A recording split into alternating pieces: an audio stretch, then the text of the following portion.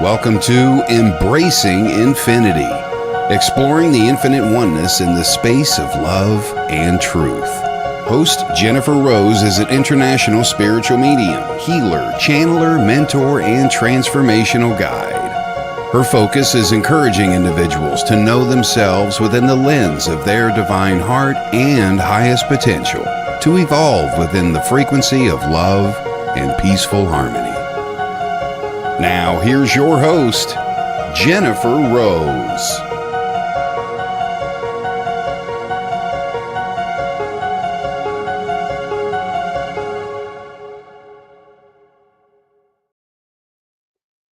Hello, everybody. Happy Friday, and welcome to Embracing Infinity on the Sacred Spiral Network. I'm Jennifer Rose, and so happy to be on with all of you here today. I hope you're having a fantastic Friday as we move into a beautiful weekend. Had a little rain here in Cali, and it's kind of going to move into a little bit warmer weekend, so I'm excited about that.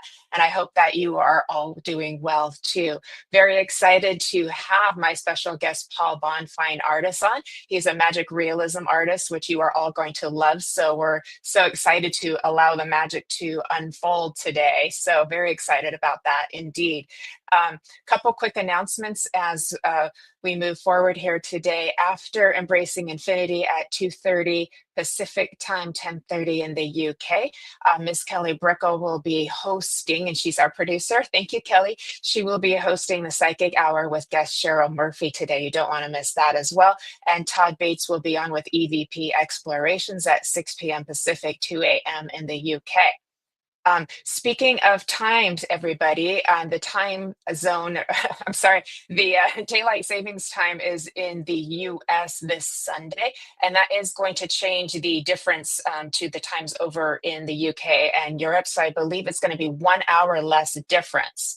So, my friends, this Sunday, I am hosting my For the Love of Spirit Sunday spiritual service. And Miss Kelly Brickle, again, is going to be our guest spiritual medium delivering messages from our loved ones in spirit and our inspired speaker. So, we're so excited to have her on. She is also part of Team Angel, as is Miss Nancy Murtala and Fran Pierce, who will be doing our spiritual poetry as well.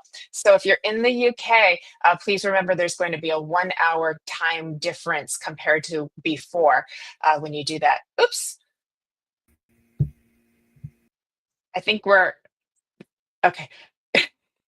Oopsie daisy. That's okay.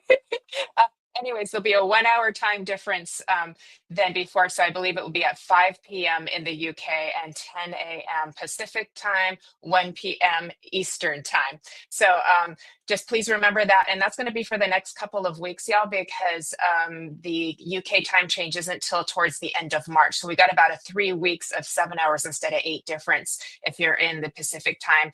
And I think we see 4 hours instead of 5 in the Eastern time. So just something to take note of as well.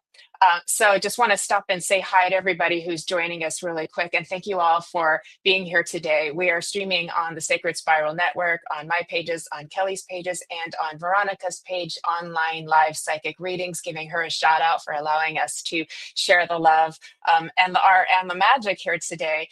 With her and her group as well too, and we are on YouTube on the Sacred Spiral Network. So with that, I want to say hi to Jazzy Knight.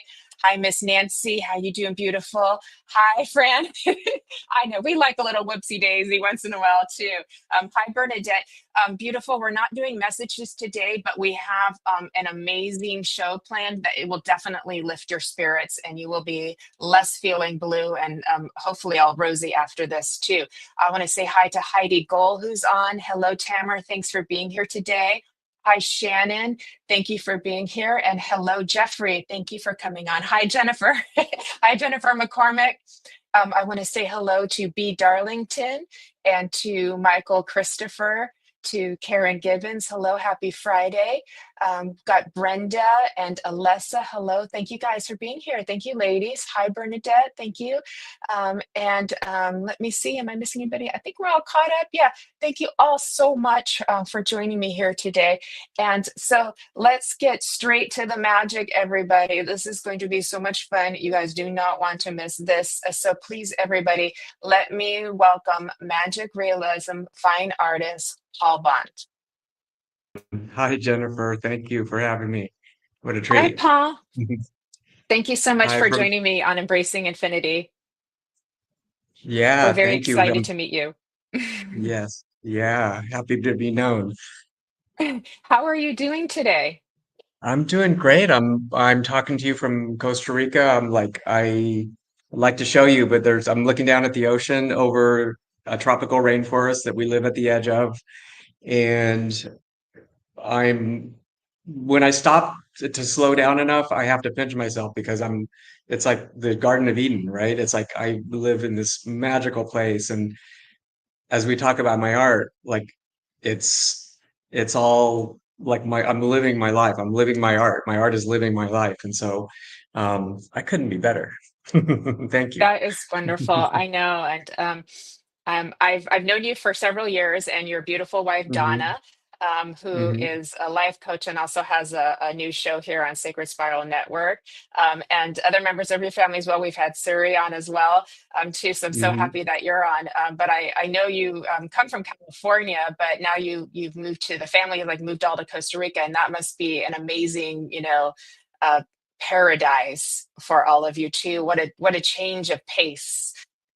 It is from Southern California to here. And I will always, Southern California will still always be my home. Well, maybe we'll end up back there.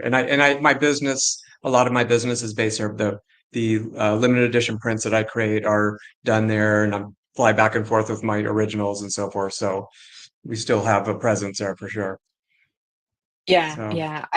I can understand that too. It's like there's something about like a place where you've spent a lot of time in that just kind of becomes a home hmm. base too. So I love that too Yeah, because it is a beautiful yeah. place here too. But I just imagine Costa Rica as a little bit slower pace to where you might be able to just like Hmm. kind of breathe and breathe a little bit more Hmm. into life. I like the idea of like breathing into life. That Yeah, sounds like yeah. yeah. That sounds like I'm going to share with everybody a little bit about you, Paul. Okay. And then we will take a look at all the beautiful art that you're doing, talk about the magic. So, everybody, I think I can do this without glasses. Award winning artist Paul Bond was born in 1964 in Guadalajara, Mexico, and currently lives and works in Costa Rica. Alban's art lives in the spaces between dreaming and reality. Drawing from the Latin American genre of magic realism, his paintings merge symbolic, surreal, and fantastic elements with realistic atmospheres to unveil a world where everything is possible. That's my kind of my kind of magic. By juxtaposition and altering familiar objects mixed with equal parts whimsy, wonder, and mysticism, Bond's work creates a world where everything is possible. His art often carries deep metaphysical and philosophical messages, illuminating the world of our dreams and subconscious thoughts, hopes, and desires. Bond uses symbolism and allegories to create his own visual language. As he shares, when viewing a scene, object, or prose that moves me, I'm continually imagining what elements of that symbolic language I can introduce to make a grander statement about what I'm experiencing. Thus, I'm continually envisioning potential paintings out of my daily experience. I am an avid reader of both metaphysics as well as fictional stories that often focus on psychological issue. What makes people do what they do, and why do some of us thrive and others suffer and struggle? On any given day, I see or experience two or three things that could potentially become paintings. My life is rich in inspiration, so the challenge for me is never a lack of ideas, but in choosing which vision to bring to heartbreakingly beautiful and profound, to bring to fruition, forgive me, which, sorry, which vision to bring to fruition adding about his artistic motivation. The physical world to me is often heartbreakingly beautiful and profound. I channel those deep emotions life inspires in me by adding to it through a new reality of my own creation, a world intended to deepen my own life experience and to stir the souls of my fellow travelers. Bond is an accomplished writer and poet as well.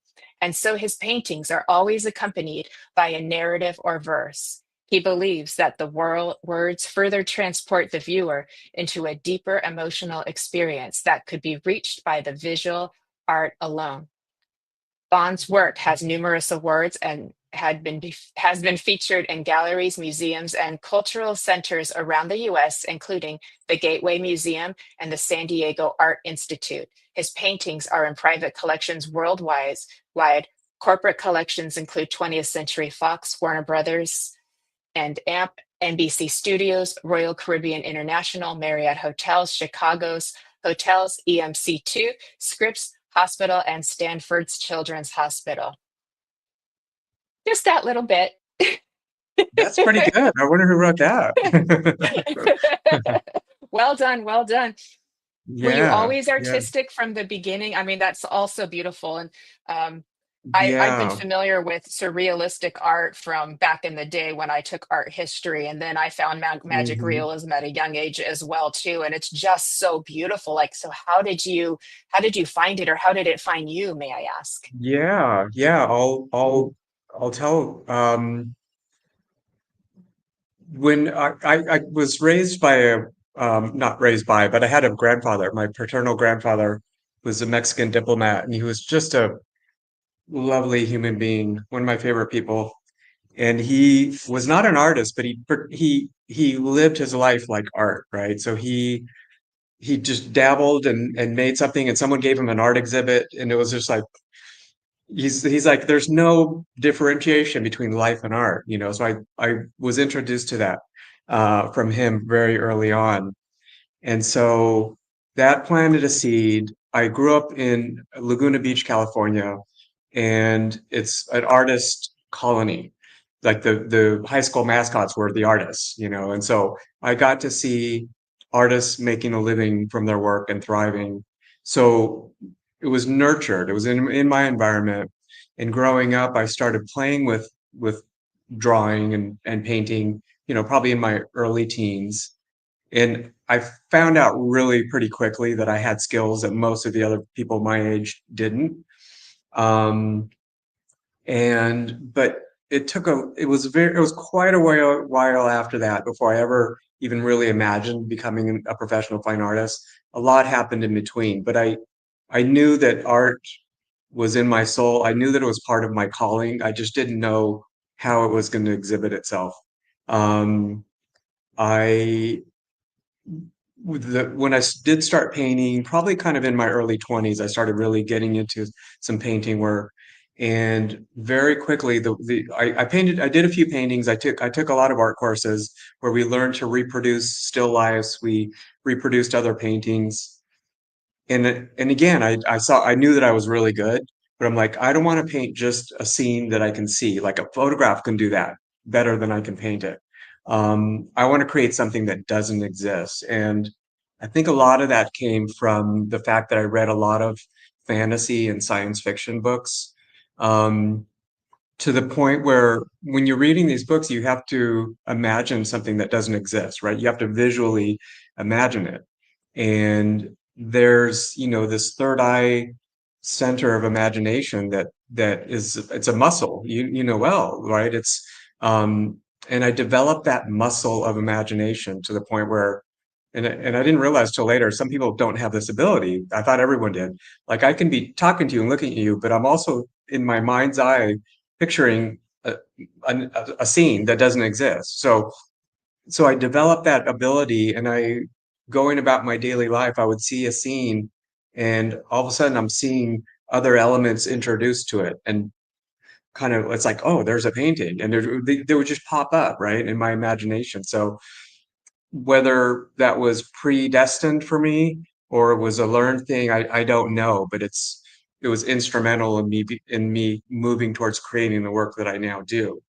Um, I ended up I went to an art school, but then I ended up switching to commercial art and graphic design. So I did illustration, I did graphic design, logo design, got into web design, which I really liked, but I think whatever reason, I was not ready to go down the fine art, pure painting path. And that didn't happen till a couple of decades later. Like I was in my 40s. I had done maybe every year I would do a few paintings, some year none.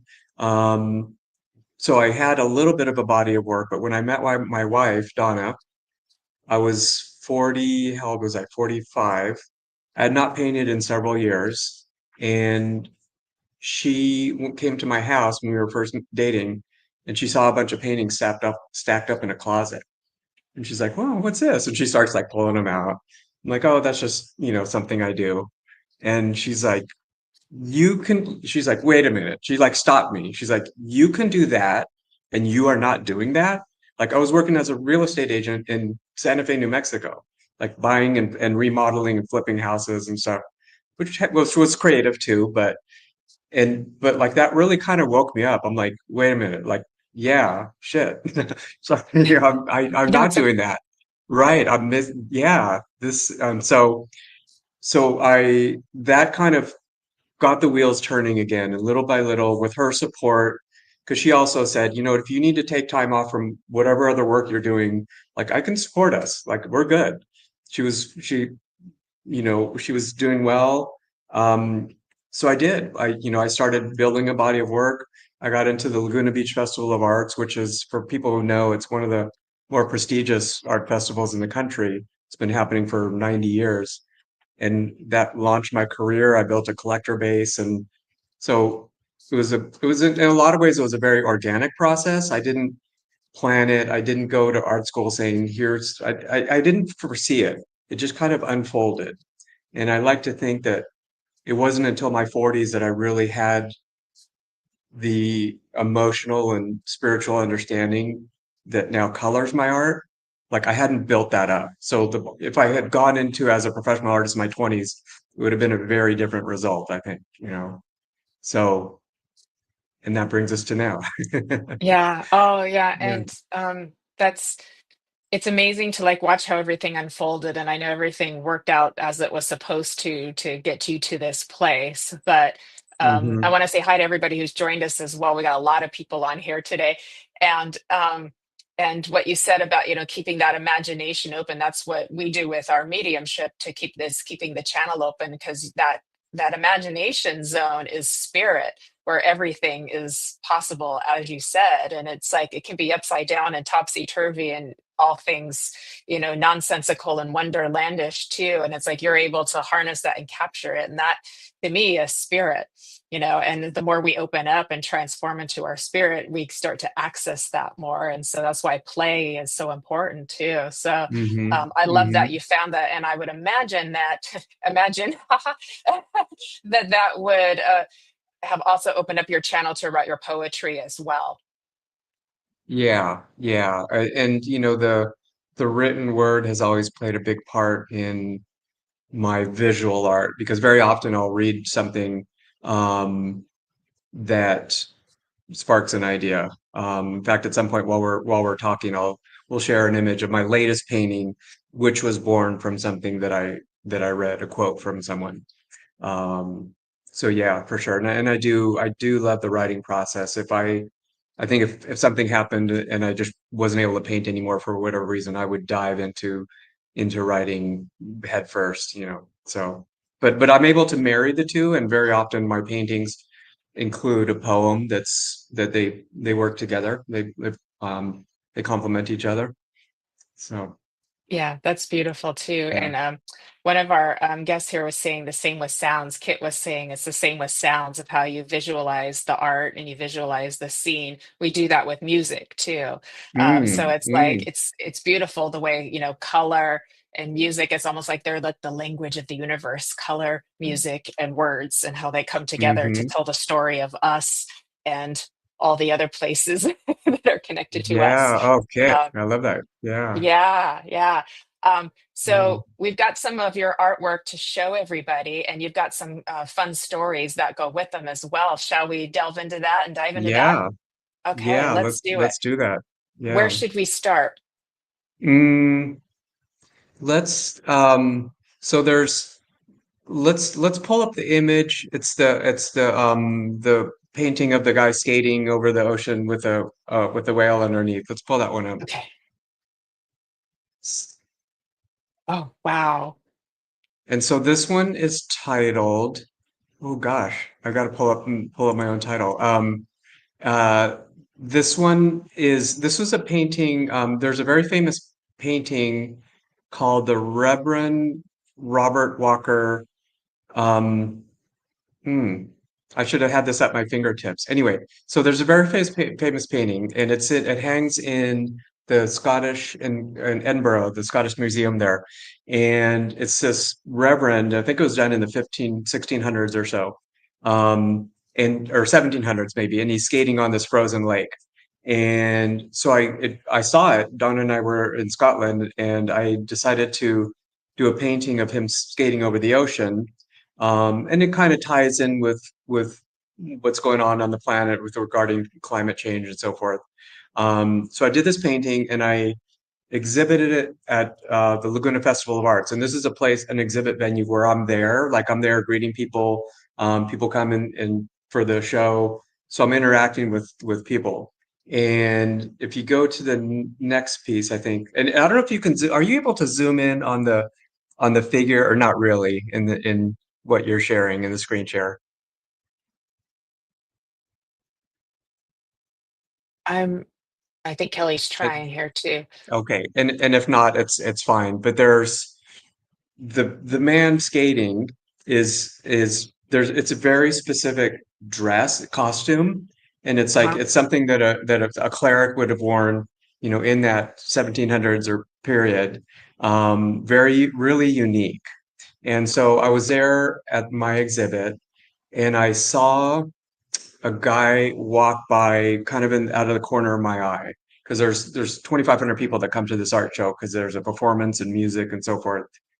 And I'm like, wait a minute. And I was talking to a customer, and I'm like, hold on.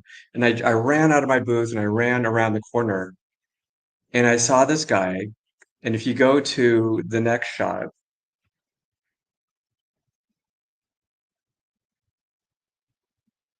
of the man standing, so unfortunately, I need to, I wish you could see the detail, but this man, and this is a guy, like he's in a skirt and this big floppy hat.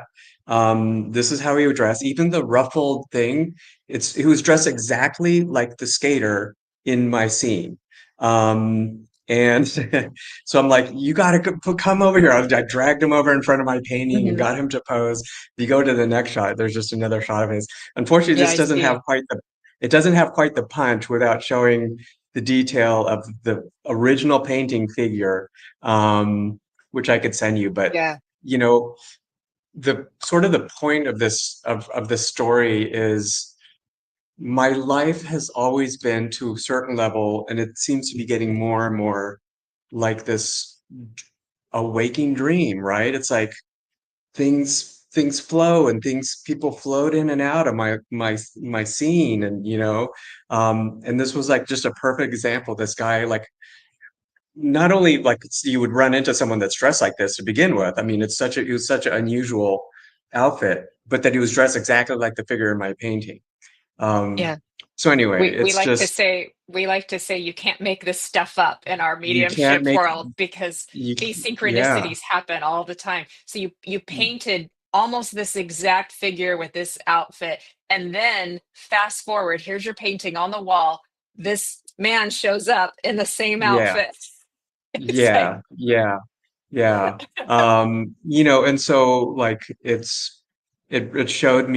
it shows me more and more from the metaphysical point of view, like how much life really is a dream, and I follow some spiritual teachers, and they really share that we're moving as we evolve as a species in humanity, that we're coming to more the realization that life is really a waking dream, Um, indeed but it is. it's also like represents to me how my art is more than just a product that I'm creating. It's like it's so integral. It's like how do I want to say? I don't know. It's a channel that comes to me that I create, but then the art that I create is another channel that I put out, and then people connect to it in this really beautiful, unique ways. And so another story I'll share, if you pull up the image, it's called Sojourn. It's the painting of It's kind of the misty ocean scene.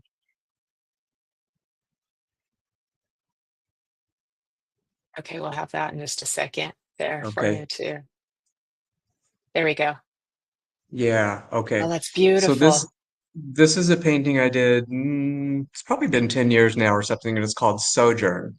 And there's three bubbles. You might not be able to see the third one in the distance. It's a little back. And these bubbles have a flame in the center. And these bubbles are symbolic. I've used them in a lot of my work. They're symbolic of our spirit for me in my art. And by our spirit, I mean our consciousness, our essence, our soul, unencumbered or not us outside the body, right? With that, disembodied. And I created this from my experience of being a hospice volunteer, because I've always been very interested in death, in the dying process, and how does that color or change how we live? And so I had a girlfriend at the time who was a worked for hospice, and she um, let me know that they were looking for volunteers. So I'm like, oh, that sounds really interesting. So I got trained as a hospice volunteer, and I had the privilege of being with quite a few people in their dying process, and some of them didn't really want to have a relationship with me. I just helped like the families, and I would be there while they went shopping and just be in the house. But there was a handful of people that I got to develop a relationship with, including one woman I was with for a year. And I got to see how people approach their death. Like what happens as you realize that your time is really finite. Um, and it was a beautiful experience. It was a beautiful learning, and it was a gift. But back to this particular painting, this painting was hanging again at the same venue, Laguna Beach, California. And I wasn't there at the time, but I got a call from a woman who, like, she was sobbing. When I picked up the phone, she was sobbing, and it took her a minute to like catch her words, and she's like, you don't know me. I'm sorry that I'm not remembering her name at the moment. You don't know me, but I'm standing in front of this painting at the Festival of Arts in Laguna Beach, and I have to tell you this story. I was at the beach, and this venue is about a mile from the beach. It's up a road from the coastline. I was at the beach, and I was feeling really sad because my mother had just died. Like yet the day before, my mother had died, and I felt compelled to go to the beach and put my feet in the sand and sit at the water's edge. And I was sitting there, and behind me, some kids were blowing bubbles, and the bubbles floated by, and they were floating out to sea. And I knew, this is her telling me, I knew that was my mother, just telling me that I'm okay. I'm feeling the emotion around this right now as I'm telling the story. And okay, and then the woman says, and then I got up and I just started walking. I didn't know where I was going. I started walking around the town of Laguna Beach, and I walked up this road. I didn't know what was there. I saw, oh, there's an art exhibit, and I just walked into it. Again, she's just like making a path to my painting. She was just guided. And then she finds herself in front of this painting and reads the story that, this is about death, and it's about, you know, the the the beautiful aspect of the freedom of, being relieved from a body that's often in illness or strife. And man, that was such a cool experience for both of us. But again, that's what I mean, I think, by, the art that comes to me is being called forth, not just by me, but by others. It's like it's serving a bigger purpose that I'm very privileged to be a part of Yeah. that chain, Yeah. So Yeah. yeah, That's yeah. it's such a beautiful. I know I've got the chills with that too, so I can feel, yeah, and Kristen's got the chills. So Mm. we're all feeling spirit reminding us of this, Yeah. this magic wonderland that we are Hmm. part of, this, like you said, dream within a dream that we live Hmm. in. And you know, what's so beautiful is like what you tuned into and what you channeled, and then she saw it later. But you know, time and space is, like time is an illusion too. So it's like, it's like, who's to say which is which? Is like, did she tune in to, did the future come to her, Yeah, or did you come to the right, future? right, And it's right, probably both. exactly. The more it doesn't make sense is the more it actually makes sense these days for me. Uh-huh. Yeah, So, yeah. oh, magnificent. Yeah, well, I'll share one other. There's not so much a story to this one, but if you pull up the painting, this is one that was inspired by a quote that I recently read. And this is a painting of the guy in the boat with the flowers. Oh, that's one of your newer ones, Yeah, yes? that's the most recent painting that I just Beautiful. finished. And this one is called All the Love We Have to Give. And I'll read you the quote that inspired this painting. So there's an author named Jamie Anderson who wrote this, and it says, "Grief, I've learned, is really just love. It's all the love you want to give but cannot." Excuse me, I'm flipping my screen. "All that unspent love gathers up in the corners of your eyes, the lump in your throat, and in the hollow of your chest. Grief is just love with no place to go." So Yeah. this painting was born from that, and it represents this person who this unspent love is all these flowers in this boat, and he's looking for somewhere to take it. And so um, my wife had a breast cancer scare. She's fine. She caught it early, but in that period of time where we didn't know, some paintings were born, some poems were written that, you know, I was feeling the fragileness of life and the preciousness of our time here. And so there's a part of me, I think, that dances with that awareness all the time. And I think for me, it makes my life even richer when I know either myself or the people around me, the people I love, could be gone at any point. So there's been quite a few paintings. There's been some poems that I've written that touch on that. And this is the most recent one. So It's absolutely beautiful. Do you have a poem to thank you. go through to go with this one as of yet?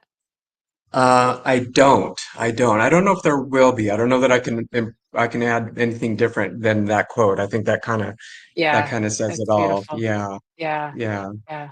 There is It's there is a poem. There is another painting, and we can pull it up.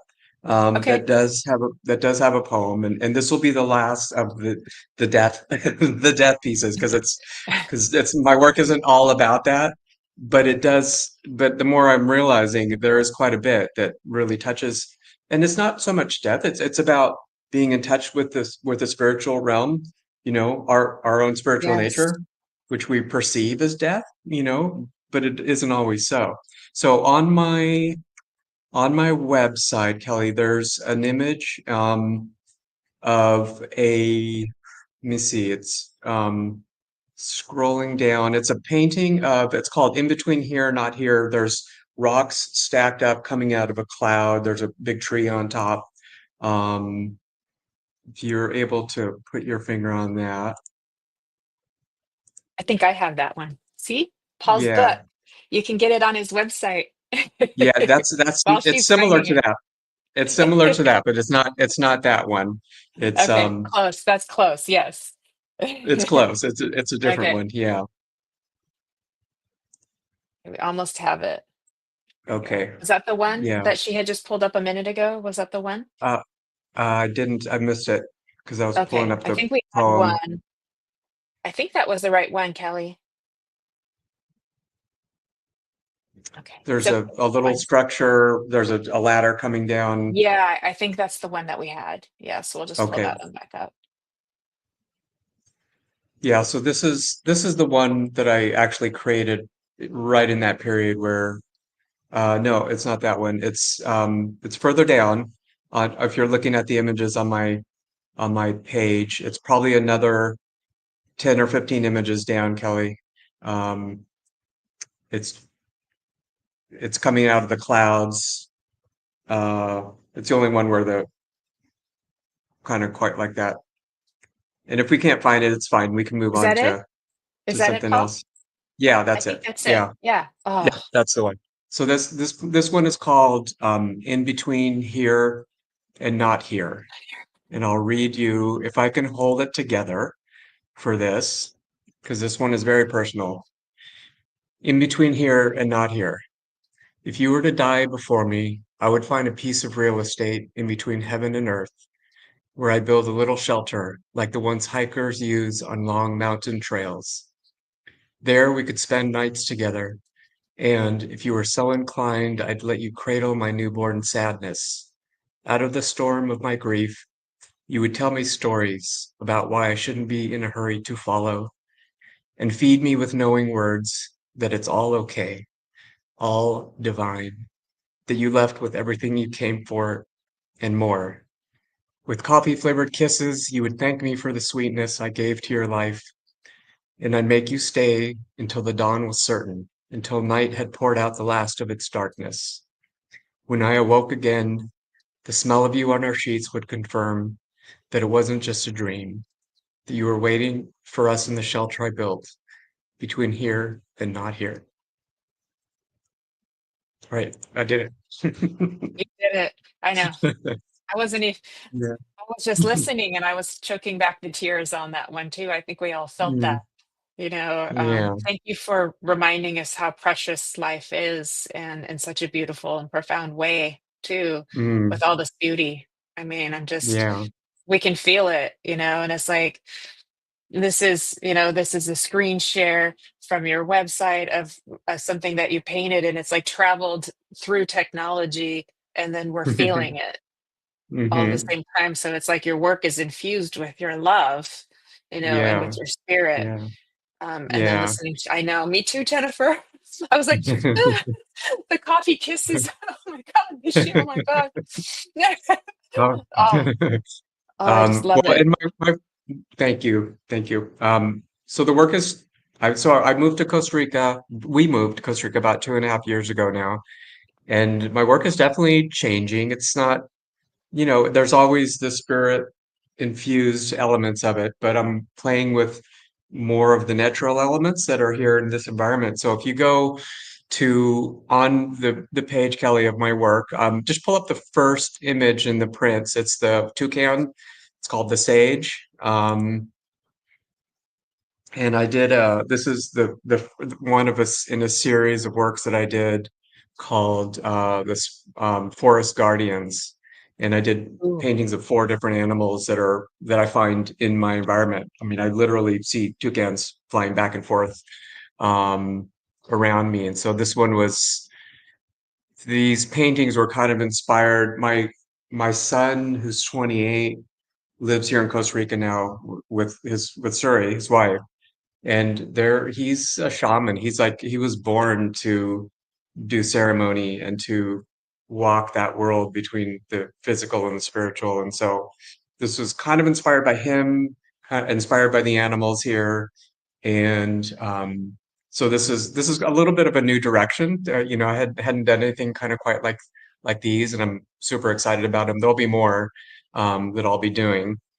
And then there's another one, Kelly, that's the 2 more down. It's called The Graduate. It's an image of a sloth. Um, and this is part of the Forest Guardian series.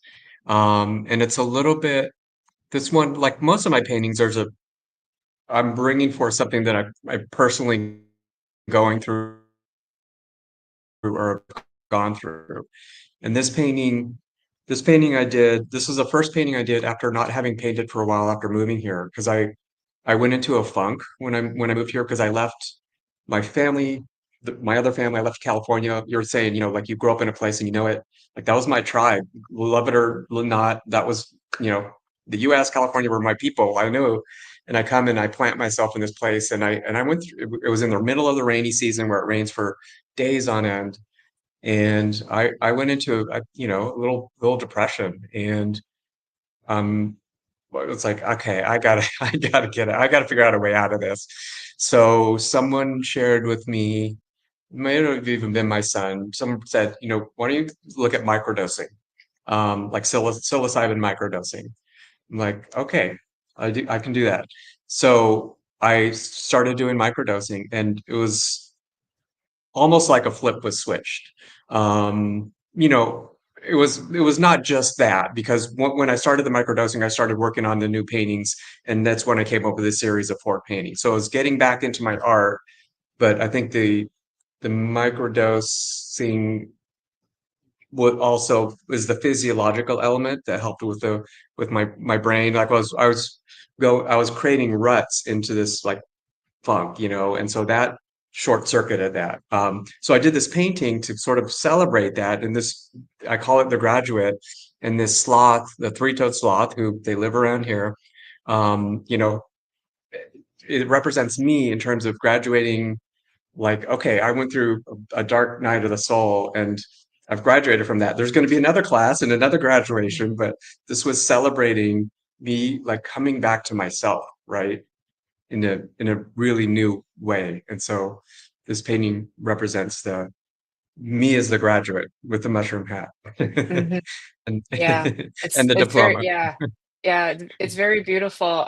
It's a beautiful a lot you brought up there is like with your experience, because it is common when you move, traveling, Hmm. that's enough to spark a dark night of the soul, of the Hmm. grief of your past and how you Especially knew moving it yourself to to another be. country, you know, Oh yeah, to all new yeah. environment, all new people, all new energy. So you're going to go through that grief of your past and go through that dark night. So that makes perfect sense too. Uh-huh. There's Hmm. a new Netflix documentary that talks about like the plant medicines and things like that. I can't remember Mm. what it's Hmm. called, but it I know explains it. a lot of Yeah. this too. So you were able to kind of like expand your consciousness and go through a healing process to get to this Hmm. point. Funny thing, Yeah. Paul, I was on Facebook this morning. One of the first things I saw was a rescue of this little baby sloth that was on the street with all of the cars. Not joking. And Uh-huh. the guy, I don't know what country we were in, but the guys were trying to figure out how to rescue this baby sloth without getting clawed, you know? And they Yeah. finally Yeah. got it and then walked across the street and handed it back to its mama, you know, who took it like this and did it Hmm. was this almost made me cry. And I'm like, of course, of course. And the mamas, and that was it was probably Costa Rica. I mean, that what the video Yeah. you're talking about, that happens in my neighborhood literally all the time. And the mothers always look back and they smile, like because they have a perpetual smile, right? And they look Uh-huh. back and they put their hand out like this. I've seen this over and over again. They put their hand towards the person that put them in the tree or gave them their baby back. Um, yeah, there's something quite magical about the sloths. They're really, yeah. It's yeah. I know the video you're talking about, and that really happens here on a regular Yeah. basis. And of So course, that was yeah. like the first thing I saw this morning. I was so when I saw your picture, I was like, "Oh my God, you can't make this stuff up." Like as we say, you can't make this stuff up here. So, Hmm. um, Hmm. can we backtrack a little bit and explain like magic realism and kind of like what it is? Because you're blending kind of like the fantasy with the real, which is a little different from surrealism, which is more fantasy. Would that be correct? Yeah, yeah, I would say so. Surrealism, like the original surrealists back, they would have been in the early part of the 20th century, you know, the 1920s, 30s, 40s, 50s, you know, the likes of Dali and Max Ernst and some of those artists. Hmm. They were, it was like kind of heady stuff. Like Dali especially was pulling stuff out of his psyche that I always had a hard time relating to, you know, because it didn't, I don't know. I wasn't in his head. I like wasn't feeling the same things. But you know, so the surrealism can also be not, how do I want to say, not very realistic, right? In terms of the rendering, they can be not abstract, but stylized, you know, that kind of thing. Whereas magic realism differentiates that they're usually, well, they're always images that are rendered very realistically. But there's magical, surreal, fantastic things going on within these scenes. And so my paintings, as I create them, I want them to be as realistic as possible for the main purpose that I'm trying to recapture like a dream state. And when we're in our dream state, everything is very real, right?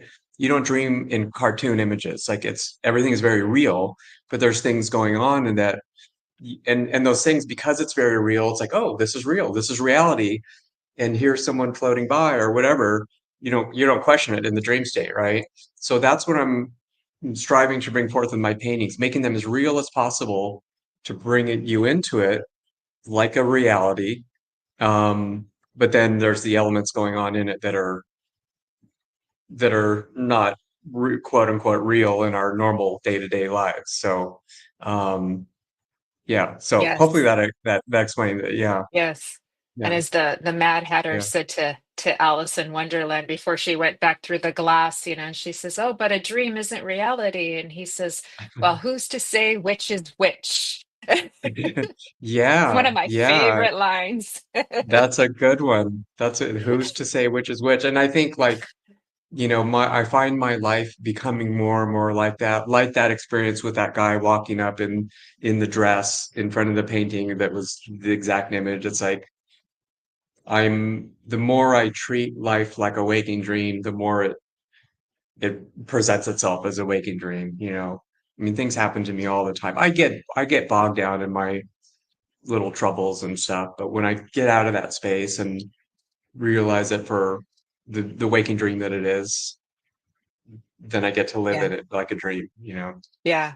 It's very true. They start to get blended together because I've realized I have to be mindful of like what I put in my consciousness, but it's actually funny because if I watch movies that have a lot of dramatic elements and things like that, all of a sudden I'll be out on a walk and like something that represents that movie will show up Mm, as a physical object somewhere on the hmm. street or somebody's, and I'm just like, yep, there it is again. So I'm like, did I manifest that or did it? Uh, It's almost like the that's realities start to blend together. uh, Does that make sense? uh-huh. And it feels like what you're Yes, doing here.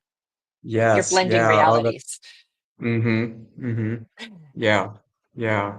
It's fun. It It's is fun. I fun. think. Yeah, I think like I say, it's my understanding that we're moving to that place, and that the higher dimensional, and higher vibrational societies around, you know, in the universe, like, live that way. And that I think we're heading in that way. It may not be in our lifetime, but you know, I think the humanity is heading in that way of living in that realization, that reality. So Yeah. I think you're right. I think you're right. yeah. Is there any other pieces Mm. that you'd like to share with us? Oh gosh. Yeah, let me take a quick peek. Mm, mm, mm, mm. Um, yeah, we can pull up. There's an image, and it's a group of people. It's a group of animals and a little girl on an island. There's an elephant with a top hat. Uh, it's probably about 10 or 12 images down, Kelly, on my page. It's called There it is. McKenna's Oh, Bittersweet Departure. Yeah. Yeah, so oh, this is that's a painting I did. It's called McKenna's Bittersweet Departure from the Island of Happiness. And this one represents this girl who has her little suitcase. And this was an actual girl that I knew. She was um, a granddaughter of a friend of ours, and I met her, and I used to see her around again at this art exhibit I did. And I would look at her and I'm like, there's something like special about this little being, and I want to use her in a painting. So she modeled for me, and I did this painting with her in it. And so this painting evolved as I got to know her a little bit. She was at that cusp of still a child, but like entering the adult world and wanting to be a grown up and wanting to. So this painting is about that inflection point where you're growing, like you start realizing the world of adults, and it appeals to you. It's like, oh, I want to be an adult. I want to be grown up and, leave behind these childish things. And so McKenna is her name, and that's the name of the girl in the painting, is waiting for someone to come get her, right? The boat going to adult land. She's got her little suitcase, but the animals represent her childhood. They represent innocence, they represent play. And so she's getting ready to depart. and they're seeing her off, but they're seeing her off knowing that this is part of the process, right? This is part of the growing up process. And they're letting her go, but they're also letting her know that they're going to be there if she wants to come back, you know. Yeah. And so it reminds me also too of a quote from the author Tom Robbins, who just died, but one of my favorite authors, and he wrote kind of magic realism based stories. But he said it's never too late to have a happy childhood, you know. And so I think for those of us who realize that and are able to reincorporate play and some sense of innocence in our lives again, like we can go back to that island. We're not going to live there. We can go back and visit it and tap into that, you know. And so Yeah. this was also for me, like all my